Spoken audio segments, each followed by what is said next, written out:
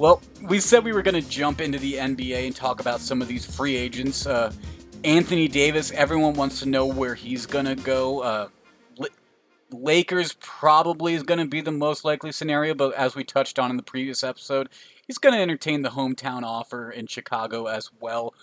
Who are some of these other big names that you're interested to see possibly change jerseys? Yeah, I'm gonna give you a list of like four names, Higgins, but I just want to make it very clear. I'm not including restricted guys or guys who are not gonna opt out of their contract. For instance, Andre Drummond would obviously be, in my mind, the second most valuable free agent this summer, but he's probably opting into that 28 million. I don't think he's gonna put that on the table. That's fair. That's Uh, fair. the guys I'm looking at, Fred Van Vliet, he's going to be able to help someone. He's a big name that's going to change teams this offseason. I think he's going to be a starting point guard in this league next year. Danilo Gallinari, as the Thunder go into rebuild mode, he will most likely opt out and probably get a little bit of a pay raise on that 20 mil he made last year. Davis Bertans, one of the best bigs who can shoot the three, was in Washington this year, probably more memorable from his time in San Antonio. And Montrezl Harrell, the reigning sixth man of the year. Is he going to be back in the starting lineup next year? I think he certainly could be, and I look forward to seeing who pays him. Well, I can think of one team off the bat that was known for playing small ball this year, fired their coach, and may look to shake things up by bringing in a big like Montrezl Harrell. And who knows?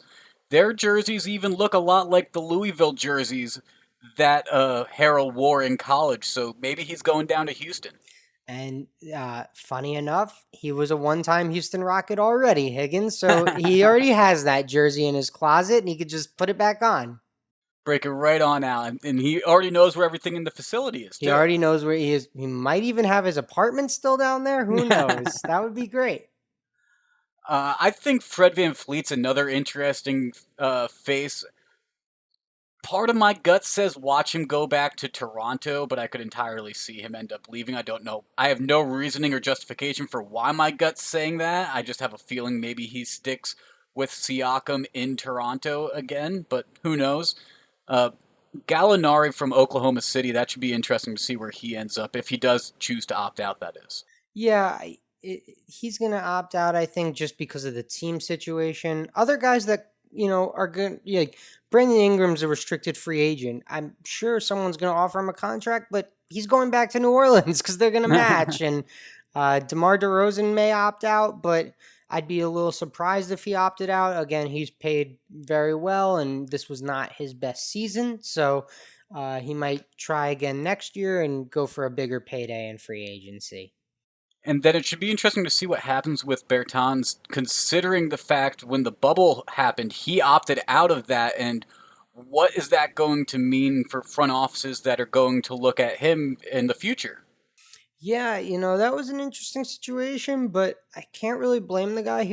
He hurt his knee the previous year, and he just didn't want to risk injury for honestly a pretty beat up Wizards team that went down there. I want to say they went 0-8 in the bubble. Maybe they go 1-7 with him, but Yeah.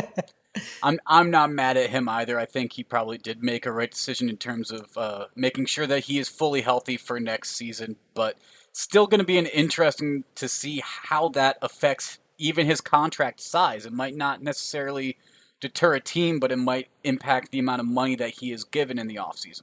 Okay, so let me ask you a question.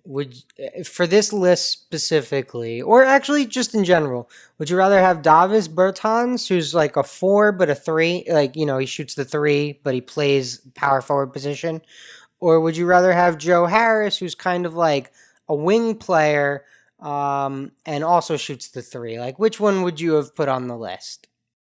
Joe Harris isn't on this list. What No, are you I know. talking? I put Bertans on the list. Yeah, you put Bert. Okay. That's what I'm asking you. That's the I'd choice. probably put Harris on the list Okay, because he's so coming from Utah, or no, he's coming Brooklyn. from Brooklyn. Sorry, I was Yeah. thinking of Joe Ingles for a second. Excuse me, wrong white boy, wrong.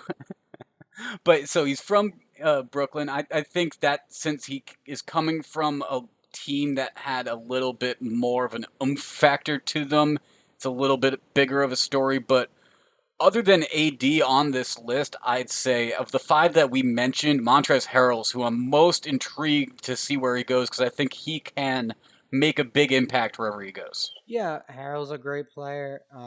Personally, the guy I think is going to make a big impact, Fred Van Vliet.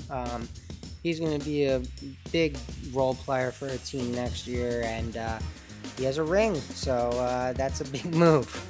He's got a ring, and that does help a lot of things.